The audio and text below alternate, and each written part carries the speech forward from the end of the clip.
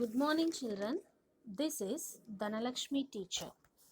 Welcome back to your social class. In the previous class, we have discussed physical maps, measuring heights on land, showing heights on a map. Today's topic is about contour lines.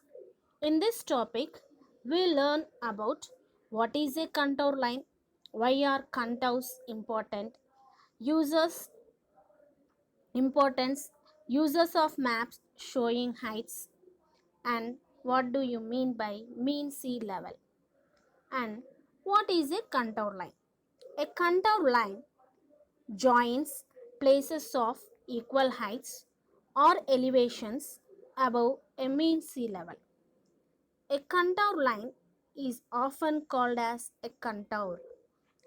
It is a contour map. See the map, children, here on the screen. It is a contour map. It is illustrated with contour lines. See here, this map is illustrated with contour lines. It is a topographic map. What map it is? It is a topographic map. What is a topographic map? It is a map which shows valleys, hills, the steepness or gentleness of slopes. What is a topographic map? It is a map which shows valleys and hills with steepness or gentleness of slopes. Understood? See, these maps use the combination of colors, shading, and contour lines to represent changes in elevation of terrain shapes. These maps use a combination of colors, shading, and contour lines to represent changes in elevation and terrain shape. Yes, now let us discuss the what are the importance, why are the contours important? What are the importance of contours? These contour lines are an important way of showing the rise and fall of the land on a map. By seeing this line, with these contours, we can understand whether the land is high or the whether land is down. Now, contour lines show all the places that are same height above the sea level. Now, let us discuss the about Nimpur village. Already we have discussed about the Nimpur village, how to show the heights on the map. See, the line is passing through the village. This is the 50 meters contour line, that is what which is green in color on the village. See some huts you are seeing. This is 50 meters contour line. All the places on this line will have the same height of 50 meters. Contour lines will be irregular in shape depending upon the landform. These contour lines are irregular in shape. Yes, these cannot cut with each other. The shapes are irregular, the contour lines are irregular in shape, and these cannot cut with each other. See, the distance between two contour lines will depend upon the landscape. Yes, the distance between two contour lines will depend upon the landscape. Whether the land is low or whether the land is high, we can understand by this picture. You see, the if the slope of the land is gentle, then the contour lines will be quite far from each other. See the map of this gentle slope. The land, see the land, the slope is gentle. Yes, and the contour lines, observe the contour lines, they are far from each other. If the land has a steep climb, then the contour lines will be near to each other. See, the land is steep slope and the contour lines, you see, they are very near to each other. Yes, now these maps helps us to understand the nature of terrain, where the mountains are, where the valleys are, etc.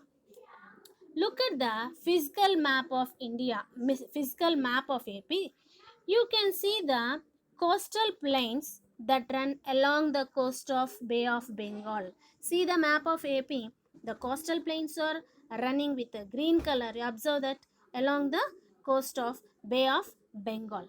If you come westwards, we reach the hills which form escarpments to the plateau regions.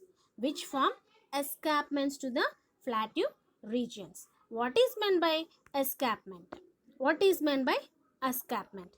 Escarpment is a steep slope or long cliff that forms by the result of faulting or erosion. This is the escarpment. This is a steep slope or long cliff. It is formed by the faulting or erosion. What is meant by faulting and what is meant by erosion? These are the two processes to form the escarpment. What is meant by erosion? Erosion creates escarpment by wearing away a rock through wind or water. By wind or water, by wearing away the rock, the escarpment is formed. This is one of the way of forming escarpment. And the other process is faulting. What is meant by faulting? It is a movement of the earth's top layer or crust along a crack. It is nothing but a faulting. It is the movement of its top layer or crust along a crack. That is nothing but a escarpment.